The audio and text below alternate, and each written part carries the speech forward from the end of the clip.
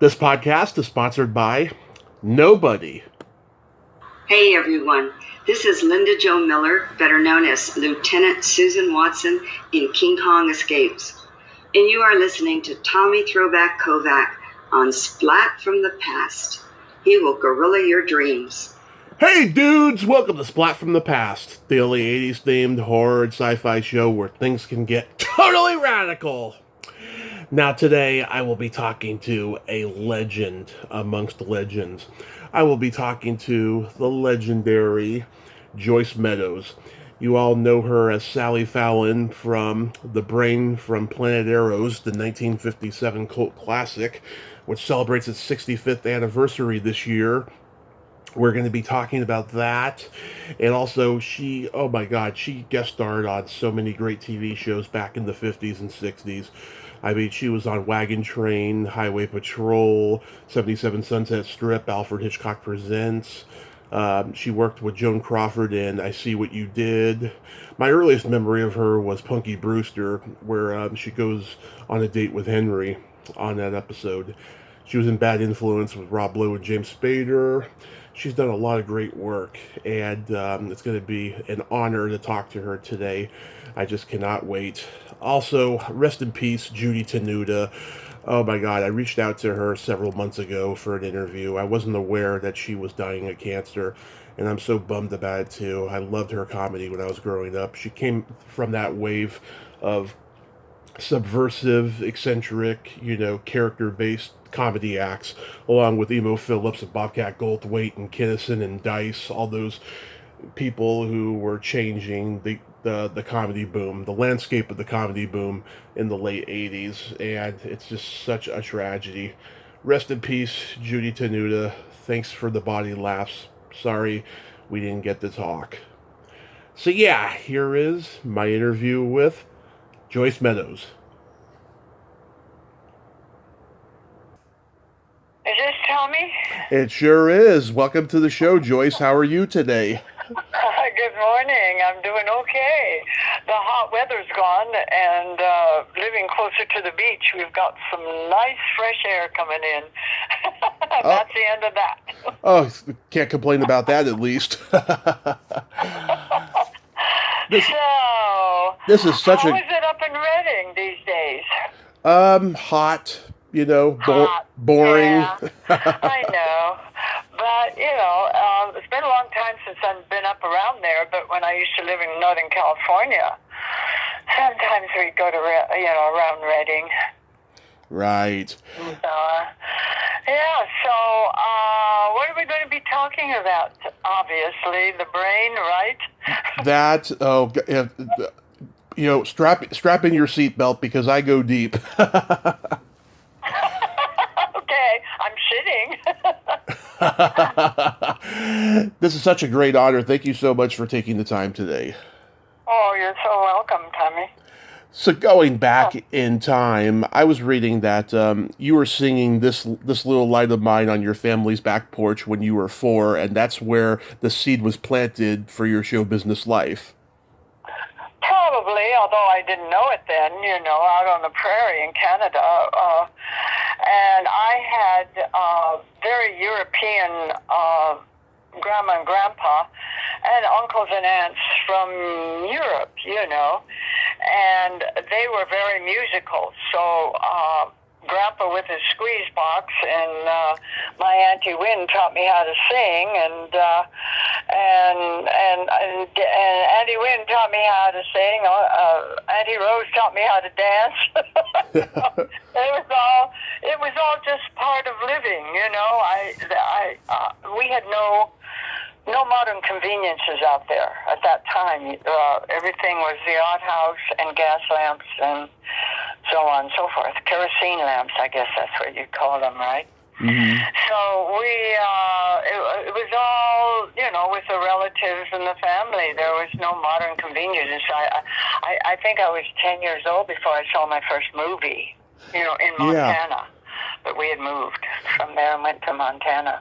Do you remember what that first movie was? Uh-huh.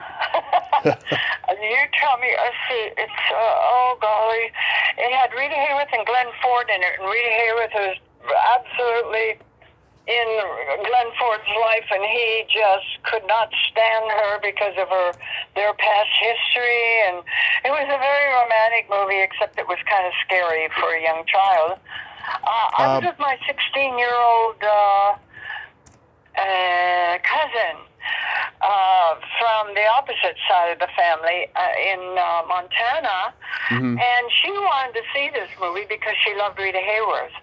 And of course, then I had to fall in love with Rita Hayworth too, because everything my cousin did or thought is the way I wanted to think. Yeah. I had a grown-up teenager, being 10 years old. What was it called? I can't remember the name of it. Was it Gilda? It's come and gone on TCM, Tommy, quite a bit. Was it Gilda? That's it. Yeah. It's very hard to stump me, by the way. They show all these wonderful 40s and 30s movies on TCM, so you get acquainted with them. Of course, at that time, I saw it in the theater when it came out, in the 40s, so. Yeah. I talked to a Canadian actress recently who told me when she grew up in Canada in the 40s, there was like no theater, no film going on. Well, not out on the prairie, because you needed modern equipment, electrical equipment. And perhaps she lived where there was none like I did, Yeah. And everybody lived that way out in the prairie. It wasn't that you were poor or anything. In fact, during the Depression, my mom and dad were always trying to get food to his sister, my aunt and uncle who lived in Seattle, who were eating nothing but beans practically every day during the Depression. And we tried to because my dad had a huge garden, so we had animals, we had food, we had vegetables, we had eggs, we had everything, Did you want to be a singer at first? Pardon me? Did you want to be a singer at first before acting? Not necessarily. I did both. In high school, I was in the a cappella choir, and my best girlfriend and I, we did that a lot of high schools do. In fact, I have a granddaughter where some 300 kids were involved with doing show tunes, dancing and singing at the end time. Well, when we were in high school, we were just two people. We were 300, and she took tap dancing lessons, and she would teach me the routines. And we were a song and dance team through high school, and I did that with a cappella. But I love to perform, but when I went into my junior school play, and prior to that, I did a lot, I did a lot of, as a child, Christmas plays, Thanksgiving things, and all the acting. But that was just all part of living and singing, and all of that out in Canada and in Montana. And through grammar school, it was just whatever was around, to do and stuff. And there wasn't that much artistic things when I was going to grammar school. But when I got in high school and I went into my junior play, it was called Mother as a Freshman. It was a movie made with Loretta Young, and I forget the rest of the cast. Mm-hmm. And I played her role in high school because they made it, and they printed it so you could do the movie in high school. The play. And because it was a play before it was a movie. And I had a feeling at that point when I walked into it, I said, I knew, and I even dedicated myself. I said, this is where I belong. I know things were happening to me as an actor on stage that even surprised our director. She was, do you know what that word means? I said, no, I have no idea. Mm-hmm. She says, you gave it the exact right meaning. Well, I said, it sort of went with the circumstance, and so on and so forth. And I found that word because I read To the Actor by Stanislavski, and that was real big with him. Find out what the circumstances are. So that's what I did, and I read that book in the 8th grade. So anyway, that always remained, and I knew that basically I was an actor. I was an actor who could love to dance. I was an actor who sang. But basically, the gift, if you feel like you were given a gift, it was acting. It was the acting thing, and that's been my first love, Tommy. Yeah, that's wonderful. You got a scholarship to study at the Pasadena Playhouse. Were you there the same time as Harry Dean Stanton? No. When was he there? He was. It was in the 50s. I don't know exactly when though. I don't remember. I could have been, but I don't remember. Don't forget, we're all unknown. Yeah. It could have been somebody in some class, and maybe I had a class with them or something. It just, I don't recognize that, at that period. But like I said, there were quite a few people, going to studying at this Pasadena Playhouse. So, and they put on wonderful shows and things, and they still do. So, but it could have been. But I was at a party, and this person walks up to me, and he's looking at me, and I'm going, "What are you looking at?" He says, "People think we look alike." I said, "Yeah, but you're a guy." And he said, and I said, "What's your name?" And he said, "Jim Dean." Oh, James Dean. I said, "Oh, yeah, I've had people come up to me and say, you look a little bit like, that actor who was studying with James Dean?" And I go, "No." And he said, "Well, you kind of look like him. Like you could be brother and sister." And we looked at each other and said, "I don't see that." And he says, "I don't see that." And he said, "Neither do I." And that was my conversation with James Dean before he became famous. Wow, that is cool. At least you got to have that interaction with him. You studied with Jeff Corey. Was anybody in that class that went on to become successful? Well, to tell you the truth, I studied with him, but I wasn't there that long.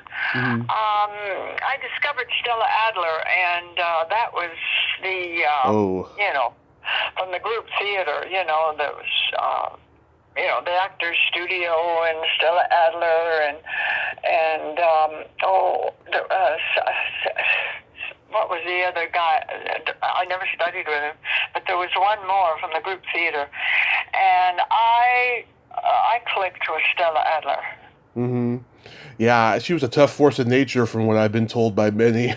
Oh, I was scared to death of her. I was scared. She could scare the you-know-what out of you. Yeah. I'll tell you, she was not gentle. However, she had an acting technique that she took. Well, actually, she's the one that went to Russia and studied with Stanislavski and brought it back to the Actors Theater and the other gentleman. I can't think. It'll come out in a minute. I should write his name down when I think of it. Mm-hmm. Anyway, the three of them, well, she just shared, because they were all studying Stanislavski when that was the group theater, and all three of them belonged. And then those three just went in three different directions, mm-hmm. and sort of taught their own interpretation of Stanislavski. And I kind of leaned toward Stella. And do you know something, Tommy? I read, maybe, I don't know if you did, Marlon Brando's autobiography. Oh, yes. I remember when he said, everybody accused me of being a method actor, and he said, well, if you can say studying with Stella Adler all your life, a method actor, but it was the Actors Studio that you got accused of being. He had never studied there. He only studied with Stella Adler. Right. Yeah. In his autobiography, confessed that. And yet he was considered, real method, and I guess he went along with it. Whatever. Yeah, whatever works. Whatever works. Well, of course, Stella said that he was the most talented person that ever, when I read her books now and stuff, and mm-hmm. some of her techniques, she said he was the most gifted actor in her experience that ever walked in her class. That's powerful. And, well, he grew up behind the theater in a dressing room. His mother had a theater. And oh yeah, his mother taught Henry Fonda. You know. Yeah. So anyway. So when you kind of my background for learning a lot. Although in Sacramento I was doing some work. I started pretty young in Shakespeare. I did Juliet from Romeo and Juliet before I came down here, and I was just in between 18 and 19 years old when I did that. Nice. So when you got cast in the Brain from Planet Arous, you had worked with John Agger on a Western called Flesh in the Spur. Did he personally want you for the role of Sally? No. In fact, I didn't see him till the day I went on the set, and he didn't know me that well because now we did another one called Frontier Gun. Now that Western, I guess that was after The Brain, huh? I think that was after, yeah. Yeah. See, I didn't have that big of a part in the other one, and so really he worked for a lot of actors by then, and I don't think to be honest, I don't think he remembered me. No, it had nothing to do with John. I had worked with Jack Marquette, who produced the movie, the woman who wrote the script, he liked the script, and he wanted to do the movie, so the two of them were working together. Now, Jack Marquette was first cameraman on Man in the Challenge,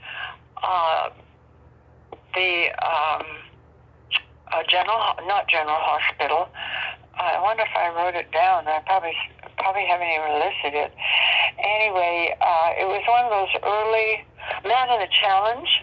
Okay. And he approached me. He said, I really like your work, and I have a role for a young woman who falls in love. And he went on to kind of explain the motion picture and John Agger. And I said, I've worked with John briefly, I said, in a Western. And so he said, well, would you look at the script? And I went to his office, and he had some scenes, from the movie. And I, of course, was very flattered. I didn't have to think twice. I said, I'd love to do this. And so he just said, well, it's yours if you want it, because I like your work. And that's how I got into The Brain. Wow. And he was, one of the producers. And I didn't meet the director, and I hadn't seen John, hadn't seen anybody, Robert or anybody, and Henry, not any of them, just Jack and I. Did you look at the script and go, I studied with Stella Adler for this? No, it was a movie. I was playing the lead, and as you can tell, I jumped in and was totally committed, when I see the movie, I remember, I had no thought, that was a movie, and I was learning so much about being in a movie and playing a lead and doing scenes and camera moves and all kinds of stuff, and the part of Sally, people, did you see the Blu-ray? You saw the Blu-ray with my interview, right? I haven't. Introduction. I need to get the Blu-ray. When David wrote the script, David Schechter, he, it was a lot of craziness and tongue-in-cheek and everything like that. But at that time, no, this was a role, and Sally to me was real, and I loved science fiction. Yeah. I've always, even, it's not science fiction, but I'm on my iPad every day looking at NASA stuff. I know all about what the web is doing and everything. And, tell me, when I was a little girl, heaven bothered me. I said, No, there's only so much room. How in the world can everybody go to heaven that's good? It's impossible. And I would sit on my back porch looking at the Milky Way, because there was no obstruction then, didn't know. I was only like 6, 7 years old. And I got very involved in that thought one night, and I remember it so clearly that I got an answer to it. I looked up and I said, that's why all those stars are there. Some of them go there because they're really good. Some of them go over there because they're kind of good. The real bad ones go to another star over there somewhere. I had solved that question for myself at 6 years old in the back porch in Canada. It was really, I remember doing that as if it was yesterday. Was it really 120 degrees hot out there when you were filming the rock climbing? You mean in my introduction or in reality in the movie? In the movie, yeah. When you're going to the cave.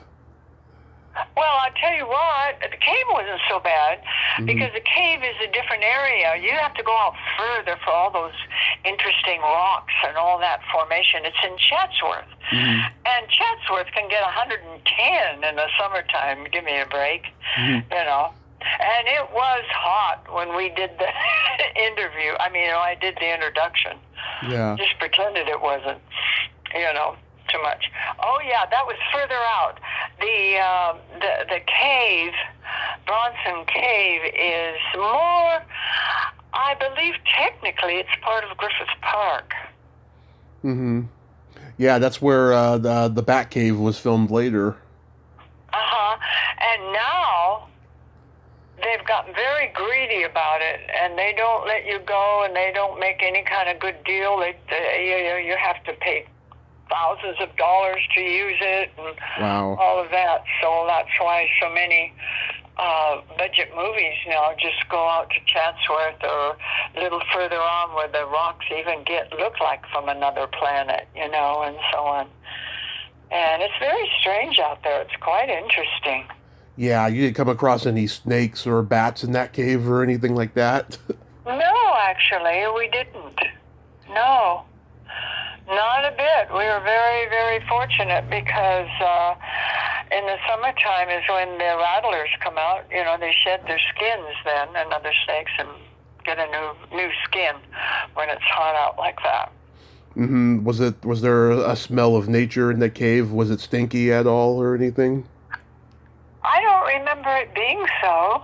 No, I think too many humans use it for everything under the sun, because I think this production company just got permission to use it. I don't even think they had to pay anything in the 50s. Well, were you comfortable being the only woman on set? No. I'd been on stage. I worked with, male and female, every day and so on. I had a theater background. I was studying with Stella and acting classes, so I was around male and females all the time. So it didn't bother me a bit. Oh, good. What was the brain made of?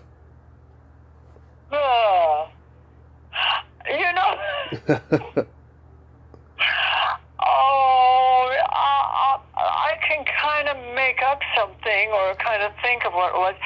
I have to tell you the reason why is because as an actor, I wasn't getting technical and say, oh, that's cute, it's made of this and that. Yeah. No, as an actor then, I was committed to the fact that was something from outer space. And I viewed it as that, and I stayed in that genre, and I never brought it down to it.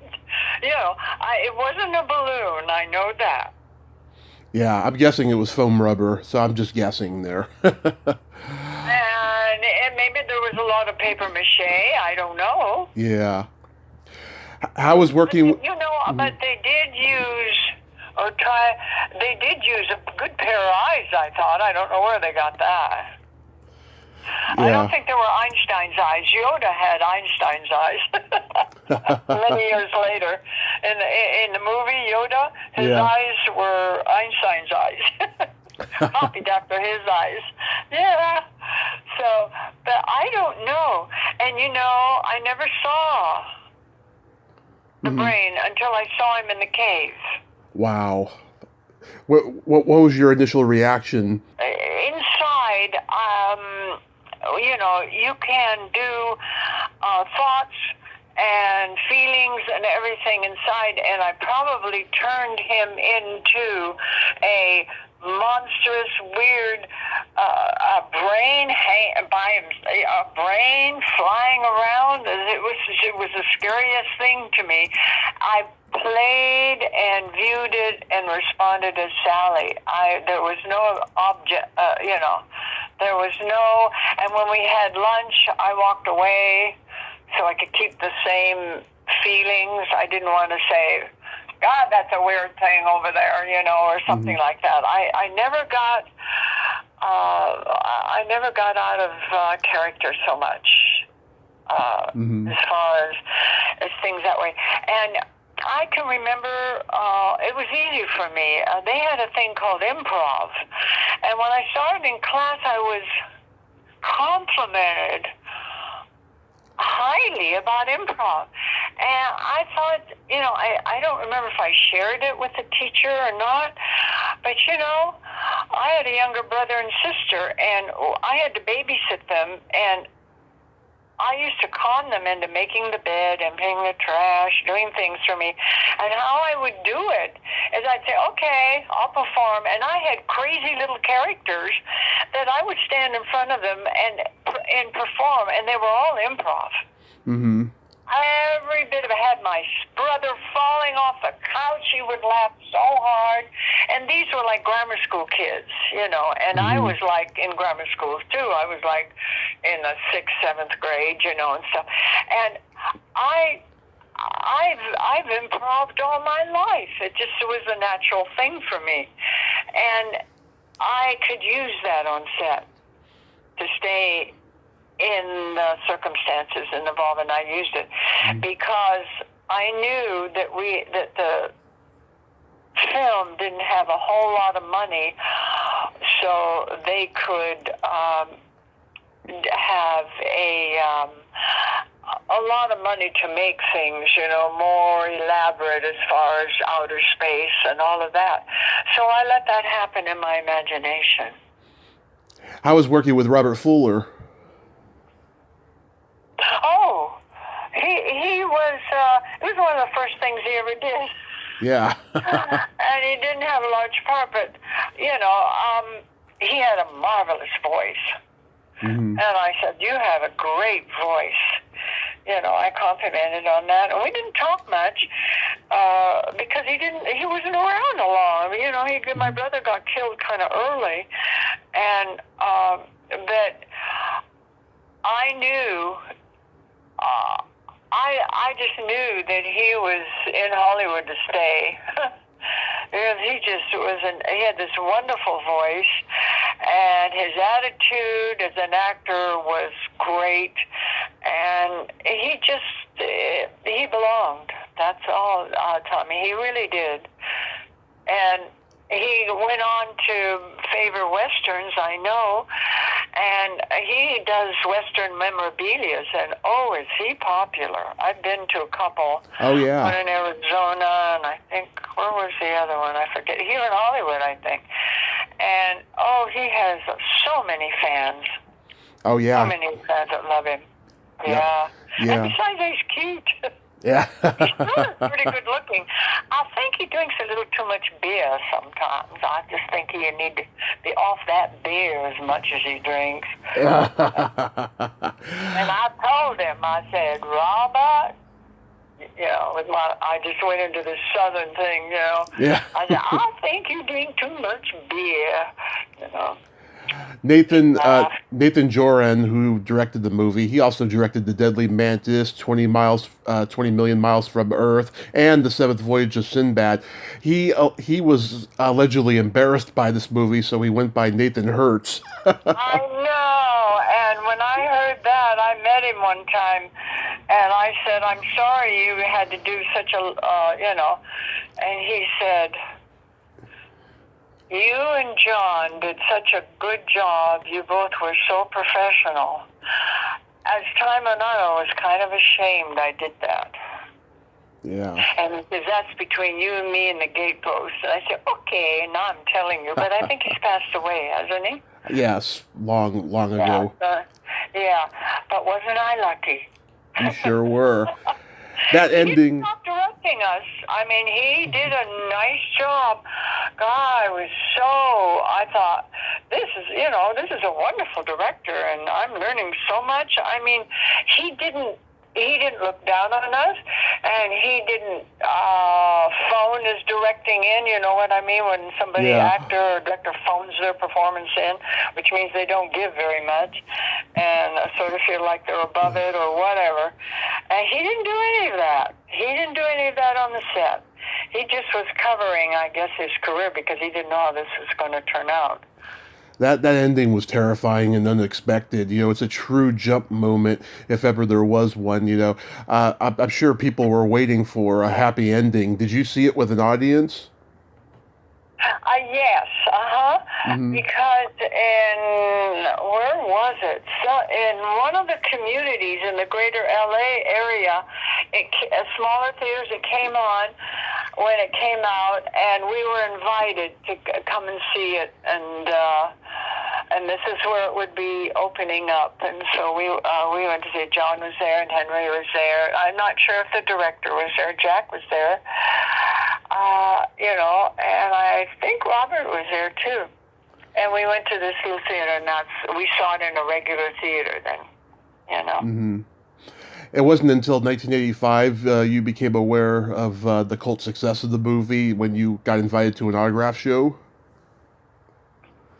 I'll tell you something, Tommy. The way I felt, I go, this darn old movie is following me around. Well, is it going to follow me for the rest of my life? Yeah. I kept thinking, that was my attitude.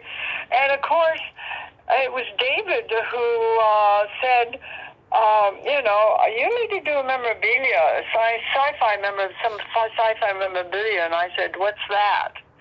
And he goes, you haven't done any memorabilia? I said, no, what are those? And that's how it got started. And so he found out I had a whole bunch of pictures. During my time of working, there would be photographers that would come down.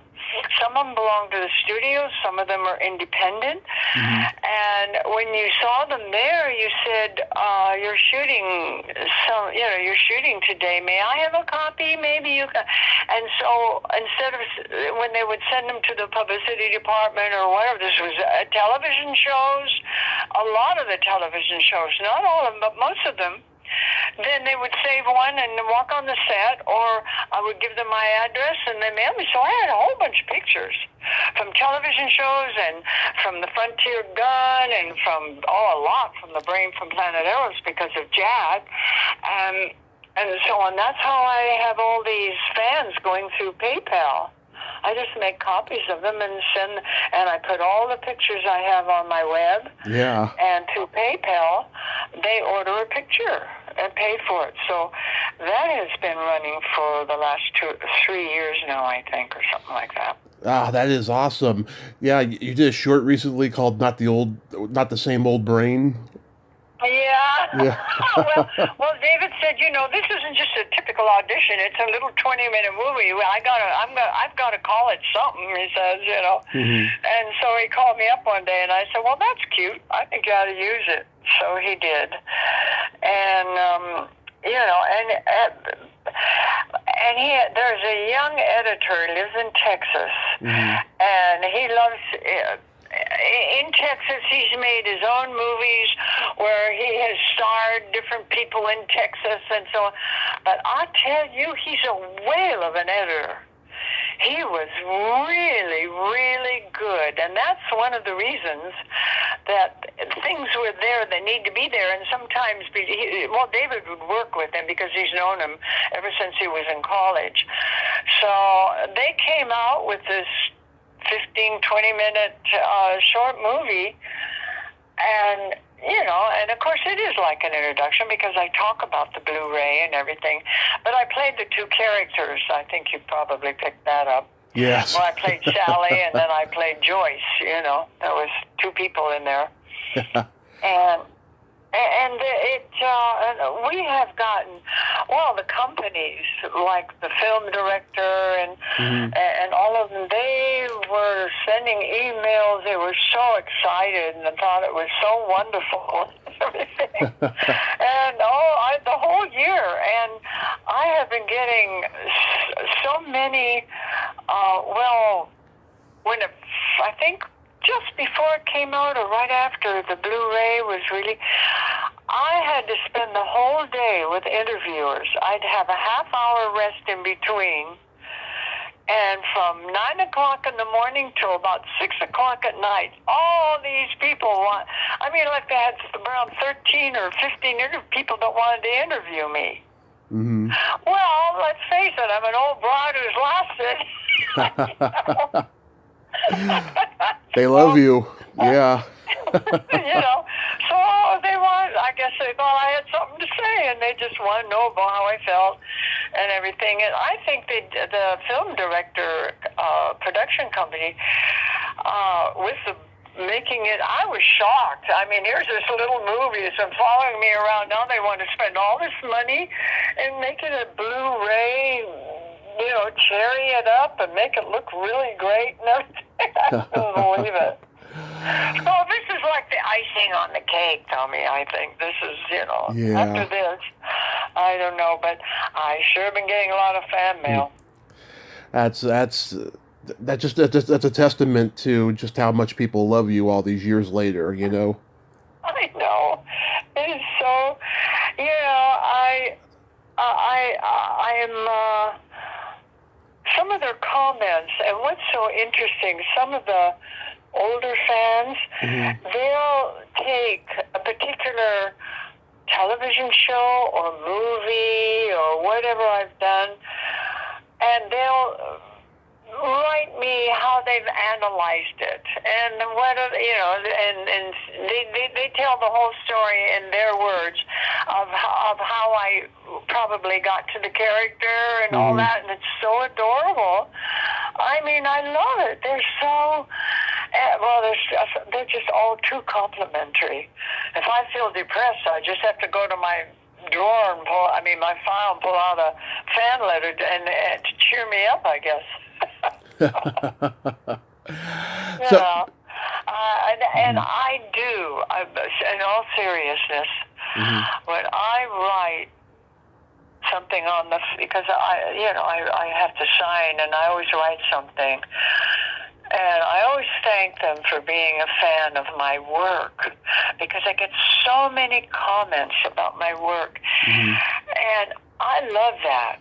And I'm so appreciative of that, because I really tried to put the art of acting into practice. I even put that into practice on this little, introduction to the Blu-ray, especially when I was Sally. Yeah. Let's talk about the TV credits. You were on so many Westerns back in those days, because Hollywood was churning them out on television and in movies. It seems like in those days, if you were a beautiful woman or a male character actor with old-timey looks, you could work forever in those Westerns. You worked with Steve McQueen on Wanted Dead or Alive. What was that like? It was wonderful, because he was from the Actors Studio.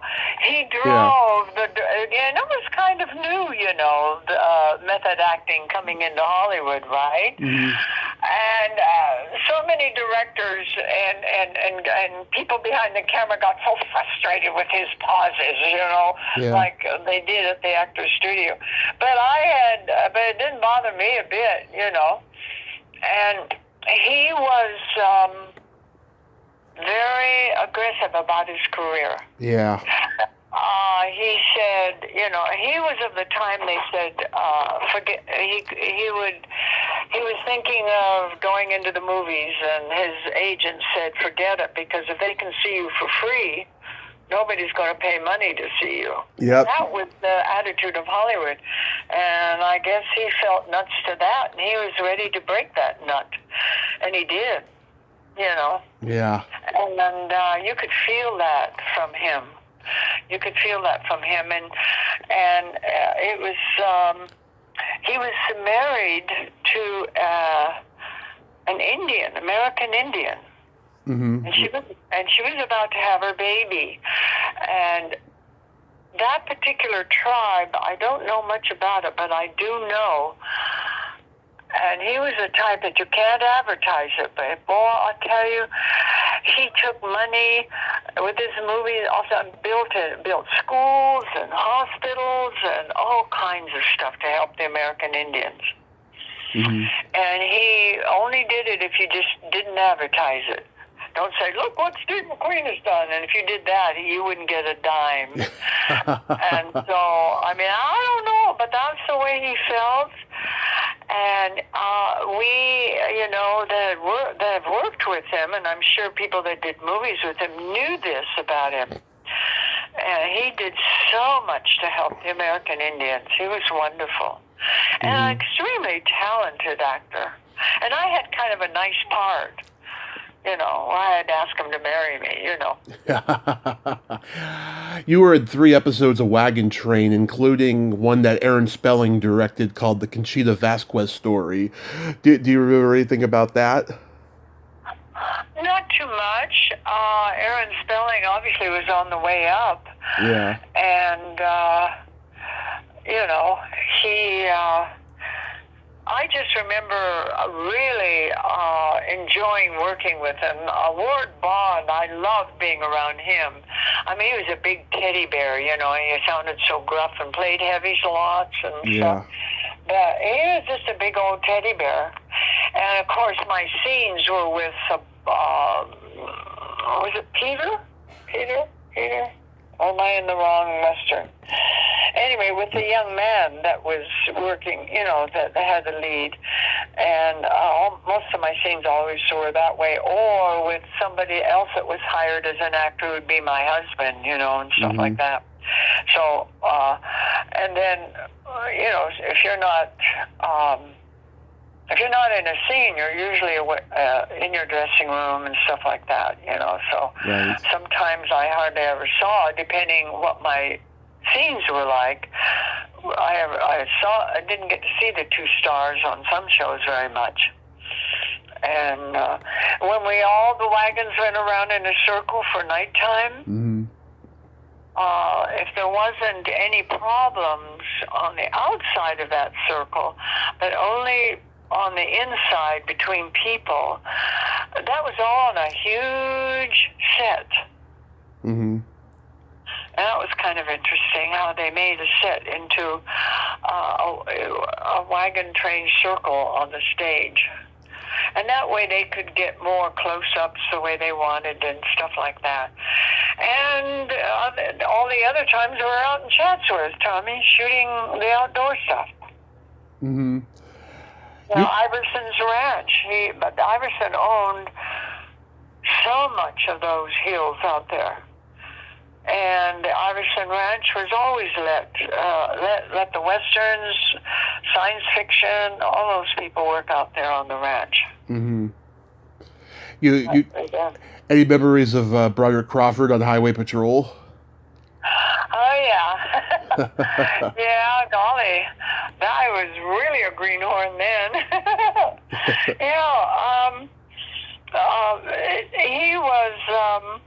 He was nothing like most of the characters he played. I mean, he had that gruff voice, but he was a sweetheart, really. You know, so many of these gruff guys who play such heavies, like Jack Elam, who has one eye going in one direction and the other eye going in the other way.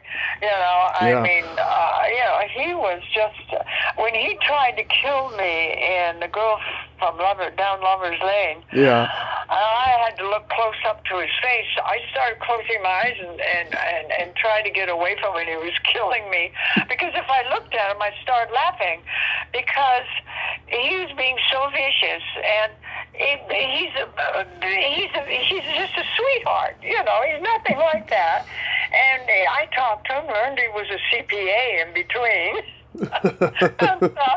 And I was, you know, I said, well, can I bring my taxes to you, you know, or stuff? And he says, no, I just do it for small businesses. And I said, well, I'm an actor, I'm a small business, you know, and he'd laugh, you know, and stuff. And then all of a sudden he had to be these horrible, mean, nasty people. And it just sometimes struck me funny. And I had to close my eyes because I'd start laughing. In fact, I think I did when he first jumped on top of me or whatever it was. And the director, of course, had to say, cut. You're supposed to be screaming, Joyce, not laughing. I said, can I keep my eyes closed? I said, anything you want, but just scream and don't laugh. You know. That was Charlie Rondeau that directed that movie. Yeah. he was a good director at Warner Brothers. Yeah, Jack Elam was very talented. I heard he loved to gamble. He loved to play cards. Yeah, I heard that too. I don't remember that going on the set, but of course he could have been. You know, he could have been. He could have had people in his dressing room, you know. Yeah. I'll be back. I got a scene. Yeah. Whatever. How about working with Lee Marvin on M Squad? Well, the first one I did. Didn't I do a couple of those? Yeah, you did too. Yeah. Well, the first one, I was so nervous. And because he had a terrible reputation. Mm-hmm. I mean, he could be so nasty on the set if he wanted to be. Yeah. And, boy, I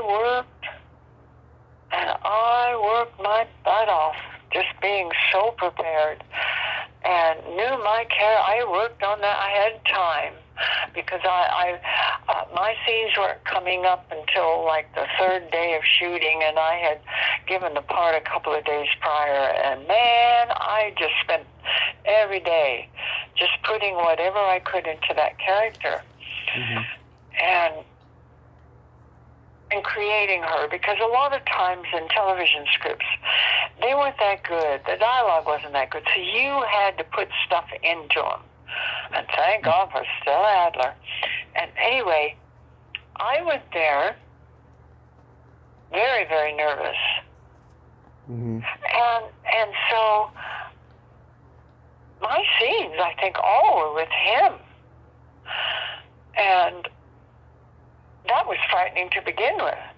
So I thought, okay, you know, forget the butterflies, forget everything, forget it. And I know how to do that because sometimes you're on stage waiting for your cue and you want to run home and put the pillow over your head. You're so nervous. But once you get on stage, all that disappears. And so I was hoping that would happen in front of the camera too. And usually it did. And I went out there, and we did the long shot, which means, Tommy, you do the whole little scene in a long shot. There's Mm-hmm. no cuts. And then they go in for the 2 shots and the close-ups and things like that.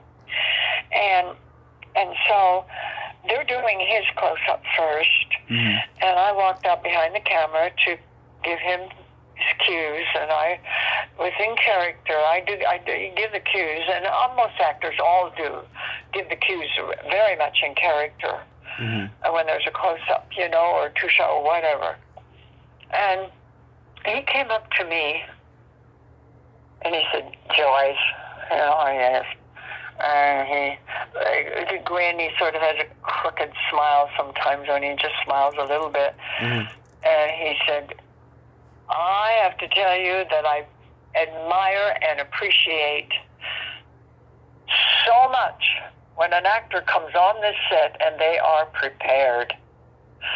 And I said, well, thank you. I really did my best to put things. He says it comes through. Thank you. And he just walked off. And I could say, maybe that's why he got mad, because some actors would come in and not be quite prepared, or they kept forgetting a certain. I never forgot a line, and things like that, and he'd get pissed, and and he'd just tell you off right there in front of God and everybody. And so that's why he had that reputation. But I'm sure I'm not the only actor that got themselves prepared that he didn't compliment. Yeah. Because he was so professional. Mm-hmm. I mean, even though it was a television series, even though the scripts were sometimes not that well written, and you didn't have that many takes and things, he was always good in the scenes, strong and right there for you in the scenes. Yeah. And let the director cover you in close-ups, if you too.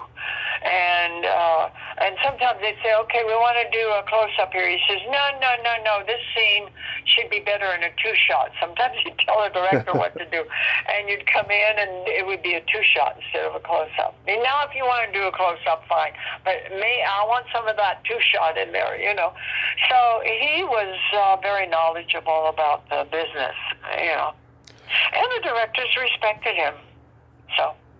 How about working on 77 Sunset Strip? Well, Cookie was cute. Yeah. I knew you were going to say that. I knew it. Well, maybe I better not say it, because I don't want to say anything bad about anybody. Okay. We'll skip it. However... Go ahead. I'll tell you, those young actors were paid peanuts. Mm-hmm. And some of them developed in a way that they were pretty good actors. And I'll tell you, they had the hardest time getting a salary. Well, the biggest example is in the 40s, Betty Davis. Later on in the 60s or something, like James Arness, he took them to court. Wow. And won. Betty Davis didn't win. She was knocked off and couldn't work anywhere else for 2 years because she tried to get her salary raised. And so they had her, Warner Brothers, I don't know why they were like that, but that's the way they were. And some of those young actors were doing it. Cookie really tried. So I don't know what went on between he and the studios. And, so really I just went in and I loved working with both of them. Except, who was the other star? Was that... It was Ephraim Zimbalist Jr.? Yeah, the whose father was a famous violinist. Yeah, well, I fell in love with him. Yeah. As a young person, I think I flirted with him and everything. I mean, I just thought he was wonderful. And I loved it when I had scenes with him and stuff, and I think I had a crush on him for every one of those. I don't know how many I did. But I had Ephraim Zimbalist Jr. Yes, I had a crush on him. And he was such a sweetheart about it all. And I wasn't the only person. I know other actresses. They said, "Oh my God, you worked with Ephraim. I fell in love with him." I guess all the actresses fell in love with him. The public, the kids, fell in love with Cookie, of course. Yeah. But the fans, but the professionals, it was all Ephraim Zimbalist Jr. How about Alfred Hitchcock Presents? Well, those were nicely written. Yeah. And I'll tell you what, don't ask me anything about what I thought of Hitchcock. Yeah. Hitchcock did his thing before every television show, right? Mm-hmm. He had a separate stage where he would go in and do the introduction to several scripts ahead that were written ahead. Mm-hmm. And you would do a whole television show and you'd never see him. Never. Yeah. Because he wasn't directing. He was never directing any of the television shows. He gave the shows to, and she was either, she was some kind of relative of his, a sister-in-law or something, and she was the big producer, and she was good, and a wonderful producer, and he just let her have the show and do whatever she wanted, and he just went and did the introductions and went home. No, and you never saw him. Nobody. He was by himself. He was a strange man, but so talented, really talented. Oh, God, yeah. Oh, yes. You know, and out of respect, you never cross that line, you know. Mm-hmm. No. You worked with Joan Crawford. I loved the scripts. I enjoyed doing the movies. And I had fans, they did not take any pictures, but I had fans that sent me, somehow they recorded or whatever. Anyway, I had copies of the shows I did sent to me by fans on a DVD. Huh. Or maybe it was the other, and I turned them into DVDs eventually. That's probably what happened. Anyway, I have a copy of them in DVDs. How about working with Joan Crawford on I Saw What You Did? Okay. There were certain movie stars Yeah. that had a problem with being around anybody that was younger than they were.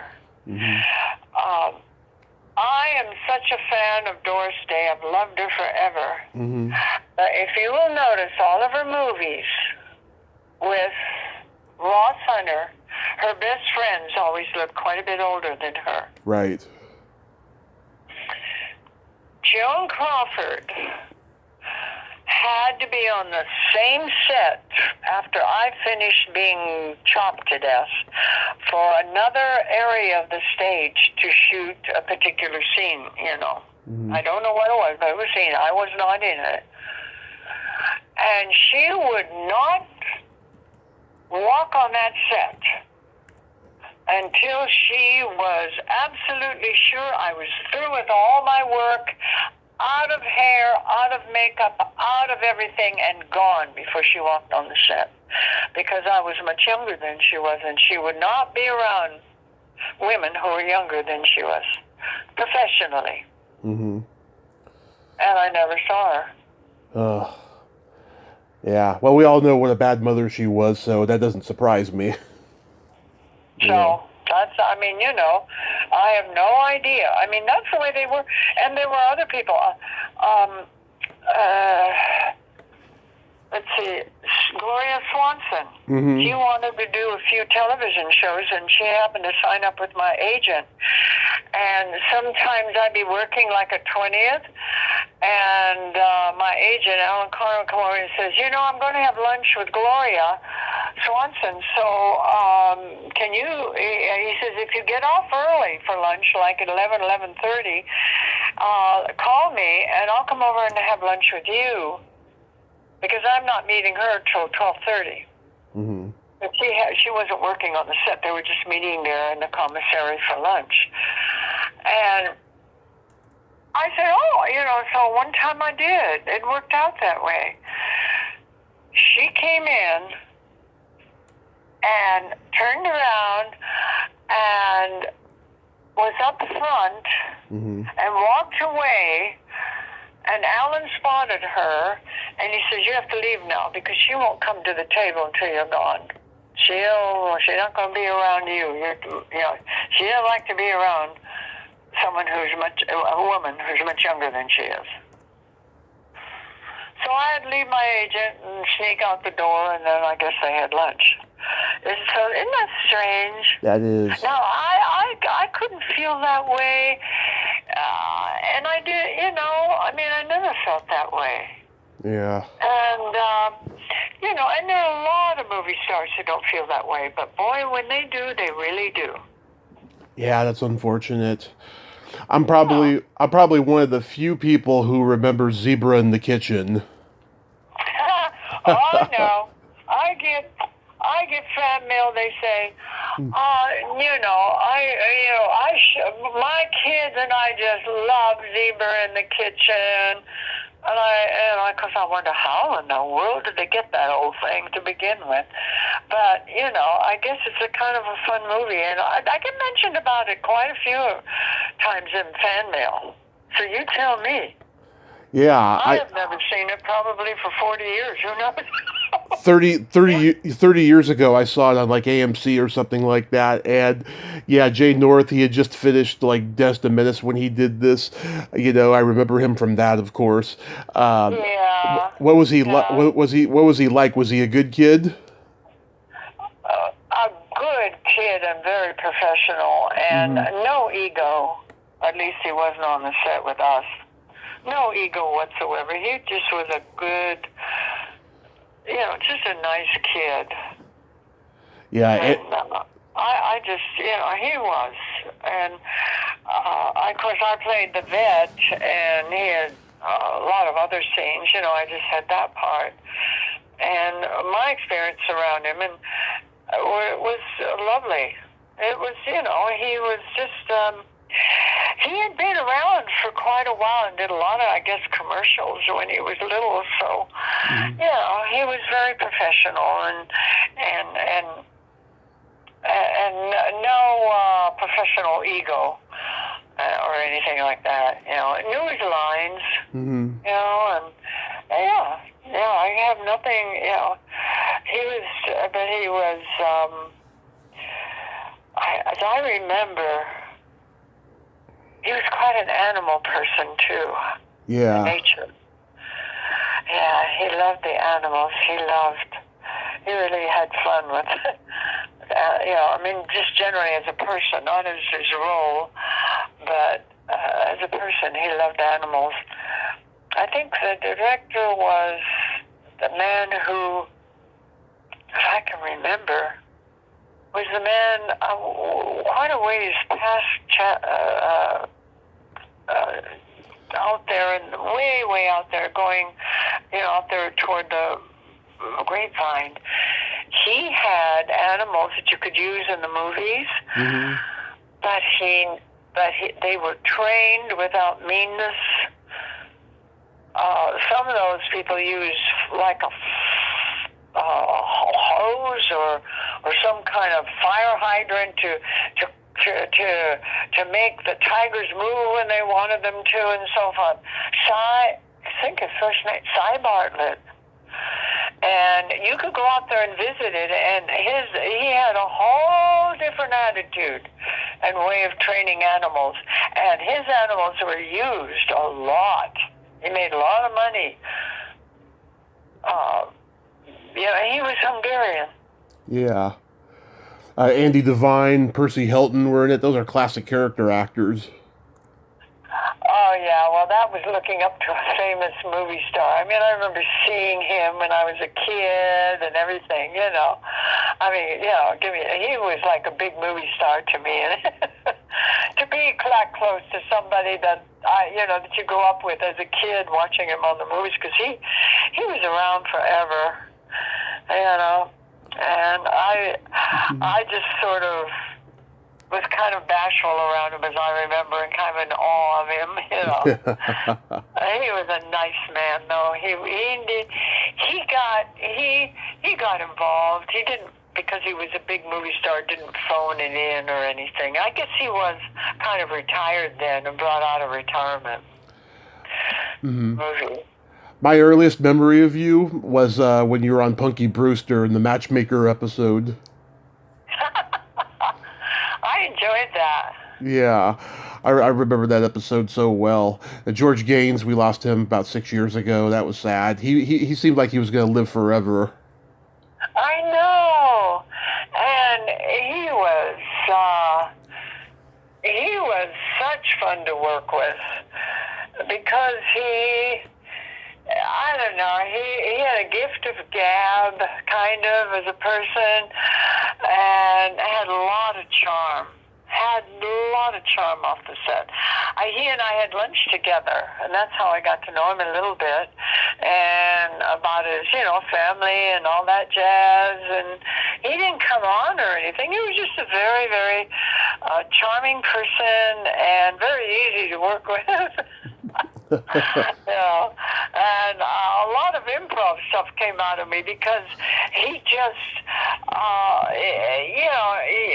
he invited it, I don't know. As a performer, he kind of invited it, and you just relaxed and did things, and I remember doing things, and I liked doing that part a lot. I never got to do light roles too much, so. Yeah. Enjoyed them. You played Marcia Cross's mother in Bad Influence. How was that? Well, that was not, I just had that one scene. Yeah. And who did you say? Whose mother did I play? Oh, yeah, her. Marcia Cross. But who are the two male stars in it? Rob Lowe and James Spader. James Spader was very new then. Mm-hmm. Or just starting. And I didn't say anything to him, I don't think. But he came up to me after I finished and he didn't have a scene. He said, "Could I talk to you for a moment?" And I said, "Of course." And he said, "There was something really good about you. I really like what you did." He said, "Who do you study with? And and he started asking me all kinds of questions as an actor. Because he was quite young there. And I was telling him about Stella Adler and everything. And I thought to myself, boy, this man, all he cares about is he's dedicated. And he ain't going to let anybody stand in his way. No females, and he's not gay, but no female, or kid, child, animal, nobody's going to stand in this young kid's way, because he was so dedicated to what he felt. And he did say one thing: "My goal is to be a good actor," he said. A good actor. He kept saying that. "I want to be a good actor. I don't want to be a movie star. I want to be a good actor." Well, so yeah, and it's kind of fun to watch him on that Blacklist. Oh yeah, he's great on there. He's a very talented guy. I've heard he's very complex, but he's a very talented guy. I imagine he is complex, I mean, I met him at such an early stage, and then there was that wonderful Boston Legal. God, those two were so good on that show, weren't they? Oh yeah, that was a very good, very well written show. I know, I never missed it, and then all of a sudden, who pops up was Candice Bergen, and she was wonderful opposite them. I just loved that. It was just an excellent show.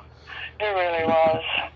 And you just waited for them to be sitting there at the end of the movie to see what they'd be talking about, all that. And of course, the crazy, loony Golden Girl was on it for a while. She played the cookiest role. Oh yeah. I'm telling you. And she can do those so good. Oh yeah. And, so it was just, I went to a luncheon that was honoring Candice Bergen in that role. And it was after she talked for a while about her life and her father and different things. And then she says, "Well, I'm here for..." It wasn't Boston Legal. It was her own television show, where she played, where she was the lead. And people were asking questions about that. And she says, if it wasn't for the person who wrote it, that just decided I was perfect for the role. And it was a woman that wrote it. And she says, "I want this person." Well, in came the big wigs and the network and everything. And then, we have to audition her. I was appalled. I think that they didn't want her. Mm-hmm. Afterwards, she felt that way. Her audition was sitting on a stool with a light bulb in front of her. Mm-hmm. While she sat there on a little stage with a light in front of her, no lampshade, nothing, and they were sitting in a black audience, and she had to do this monologue from the Murphy. She said it was the lousiest audition I ever gave in my life. I felt like I was being interrogated. That light, and I couldn't see anybody. She said, it was just terrible. And she went and told the writer how she felt. She said, it doesn't matter. They can do whatever they want. If they want my script and my show, I am the writer. If they want this, they're going to use you, whether they want to or not. And she got the role, and boy, all those people did very well with that show, and the show was a big hit. Boy, were they eating crow for a long time, I guess. I don't know. But that's what she told us on a luncheon thing to honor her, and when she played Murphy. Yeah. I read something about you that tugged at my heartstrings. When you took a break from the business, you became an advocate for disabled children and taught acting to them. I love that because I have Asperger's syndrome and I spent my school years in special education. And whenever I'm interviewing actors who advocate disabled people, it just warms my heart. So you want to tell me a little bit about that? Okay. Let's see, how in the hell did I meet her? My goodness. Mm-hmm. It was through a mutual friend. And he told me, Rebecca, he got Rebecca and I together. And Rebecca says, I belong to this acting class, and there are 7 of us that want to do this. And and this actor was in the acting class, although... Oh, God, if I could think of his name, you'd remember, because he had a television series. He was one of the actors in a television series. Mm-hmm. And I worked with him, and he suggested me. And so Rebecca said, I work in, she was never in television. She was only on the stage. Mm-hmm. And she says, 7 of us actors, you would be the 8th. 2 of the male actors are great at writing. She says, I work in a place in Burbank. It's called the Self-Aid Workshop. Right. And they're mentally, not physically, but mentally impaired adults in there. And there are at least 15 of them that want to be actors. And and the lady that ran it, she lived in Burbank, and she established homes for a lot of these people. She was real big in that, and she established the First Aid Workshop. And what it was is studios and other people would send, like if the studio needed 1,000 envelopes stuffed because they were sending them to some executives or whatever, they would stuff envelopes and they would get paid. Mm-hmm. And they were there working there getting paid for jobs that they were able to do. But some of them they knew Rebecca was an actor and on stage, and that's how it all got started. So for 5 years, mm-hmm. That's what I did. And I'll tell you, we did a Western melodrama where there was Big Bad Bart. These 2 guys wrote a script for that. I worked in a saloon. We taught them how to do a very simple square dance. The thing that put it over so big, and we got such big audiences, is they weren't up on stage by themselves. 8 actors were up there acting with them. We all had parts and we played. Mm-hmm. And that's what fascinated so many people, is the camaraderie of as actors. And let me tell you, Tommy, to do some of these shows, mm-hmm. It took 4 or 5 months to do because they were slow, of course. Right. And then another one was called Star Trek got lost and landed on the Love Boat. Mm-hmm. And they had one-liners that were jokes going across the stage. And there were other little scenes. It was like vaudeville kind of a show. Right. And then we had a detective story. And these were 6 months, maybe a year rehearsal. Now, we did like a little musical, and there was an Italian man in it who was like, when I met him, he was 38 years old, so now he's in his early 40s. Mm-hmm. He would go to UCLA, and he was a guinea pig. He would go, they would put him out, they'd try to figure out why his brain was functioning the way it was. Mm-hmm. Because he always had to wear a helmet, because for no reason at all, he'd fall over and faint. And when he was on stage, there was a professional medical man standing behind him in case he would fall over, start to fall over, he'd put him back up because on stage he didn't want to wear his helmet. He always wanted to sing Somewhere Over the Rainbow. Well, it took me about 4 or 5 months to teach him this song. And what I did is make a little routine, an arrangement. Mm-hmm. And it was mostly at the end where it says, if happy little bluebirds fly. I would touch his lip, and I would sing it, and then when I took my hand away, he'd sing it after me. And then I would sing the next line, Beyond the Rainbow, and he'd go, and then Why Can't I? I taught him how to put his hand out to do an ending, and I put my hand out. And the man who was taking care of the lights and the sound and everything and came down later, he said, including me, but when people heard him, of course he sang in the key of F. Mm-hmm. I mean, somewhere over the rainbow, and I had to stay in tune. So he could find his way once in a while to sing the same note I sang, and so on. But they said there was no dry eye in the house. Oh, it's beautiful. It was done so beautifully and so committed between the two of us.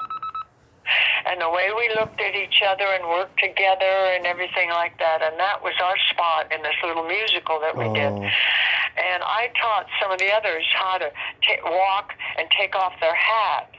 And I did Lady is a Tramp. And they were, all these guys, about 4 of them behind me that could do, that could pick it up. And they just kind of walked when I walked and took their hats off and put them back on again and stuff like that. Mm-hmm. Just kind of mimicked what I did. And stuff like that. And it took weeks and weeks and weeks and weeks, but that's what I did for 5 years. You are just an angel, Joyce. You really, really are. Do you have any upcoming things going on that you'd like to mention? Well, I'm retired because, it takes me it's too long to memorize lines. And television works so fast, Tommy. Yeah. You got to memorize your scene, and then you got to go do it. Well, I tested myself. I took 4 or 5 lines before, in the evening, I'd memorize them. I knew them perfect. Get up the next morning and go, what were those lines? I can't remember one of them. I go, can't do television anymore.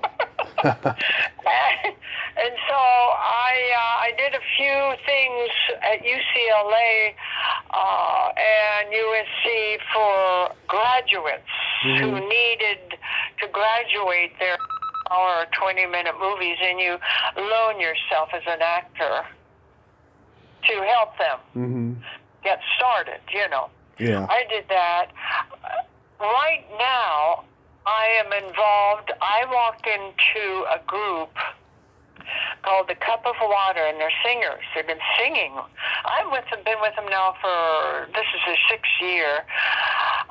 They've been together for like 25 years. And they're senior citizens who perform for senior citizens. And they have a patriotic show, a Christmas show, and right now we're doing South Pacific and Guys and Dolls. Some dialogue along with the music. Well, I have always wanted to get as a singer in musical comedy. I've never done it. And man, I almost gave up the first year, and I was terrible, you know. I mean, I just I couldn't coordinate everything, and she was not. And the director is not a very good director who runs it, and she'd get frustrated. And about a whole bunch of times, I almost walked down the hall from the rehearsal and walked out. But I said, no, she's got to tell me to go. I'm going to stick with this. Well, long story short, I'm doing fantastic now, and what's great, because we're singing for senior citizens, right? We can play any part we want. So I'm playing Sarah from Guys and Dolls, and I'm playing Nellie Forbush, and I took singing lessons, mezzo-soprano, semi-classical, and I never used it, and I didn't even know if it was there. So I found online very good teachers. I have 2 of them online. And all of a sudden, that voice was there. It never left me. I just never used it. I couldn't believe it. And I've strengthened it. And I warm up. Every day I give myself singing lessons so I can do those musical comedies. And because, you know, on this stage of my life, you know, it's a little tougher. So you have to keep it up, you know, if you know what I mean. Voice is there when you want it. And that's what I'm doing now. Well, I'm doing musical comedy. Love it. Well, you keep doing what you're doing, Joyce, because you got something fantastic. I think you should write a memoir because you got so many great stories. Did you know I went to Vietnam? Oh, yes. In 1968 you went, right? Nope. 9. Oh, 69, okay. That's very important, because it was quite different between 68 and 69. I don't think they could send too many USO people over then. But in 1969 is when they started to send Now, Bob Hope was different. Yeah. I went with 3 musicians, who could sing, and myself, 5. And we sang under the ground on top of flat tops. They pushed, right at the bottom of the DMV were the enemy, and stuff like that. I mean, 5 people, you could make us go. We did 2 shows a day. And it was much different than the Bob Hope thing, So, Joyce, this has been and it was 1969 when I did it. Joyce, this has been a tremendous honor. Thank you so much for coming on today and sharing these great stories. You are still gorgeous, by the way. Well, not too much, but I've hung in there pretty good, I guess. But, I'm a health food nut since the 50s when they thought we were freaks. And the physics, all that stuff helps, Tommy. It does. It sure does. I mean, like my sister, she says, they go, my sister does organic food. They go, oh, yeah, one of those. She says, well, look at her. Don't tell me it's it doesn't mean anything. Because I used to get teased a lot by my family in the 50s, 60s and stuff. Because she only eats bird seed, because I used to love sunflower seeds, and stuff like that, so. Joyce, anyway. You have a great day and a happy holiday season, and be safe out there. The same to you. I hope I didn't take too much of your time. Not at all. I expected it to go long because all these great experiences and stories you had, so I am just so thrilled. Thank you so Okay, much. well, you're so welcome, Tommy. You know, I mean, these are things to share, and and I don't mind sharing them. So, but you be safe. I sure will. And have a wonderful holiday time. And you as well. All righty. Okay. Ciao. Bye-bye. Bye-bye. Well, there you have it. Joyce Meadows. Ain't she a sweetheart? Oh, what a great lady. And what great experiences she had. I truly adore her. What a class act she is. I'm glad I got to talk to her today. Well, until next time, this is Tommy Throwback Kovac saying there's no shame in living in the past because the present sucks. Later, dudes.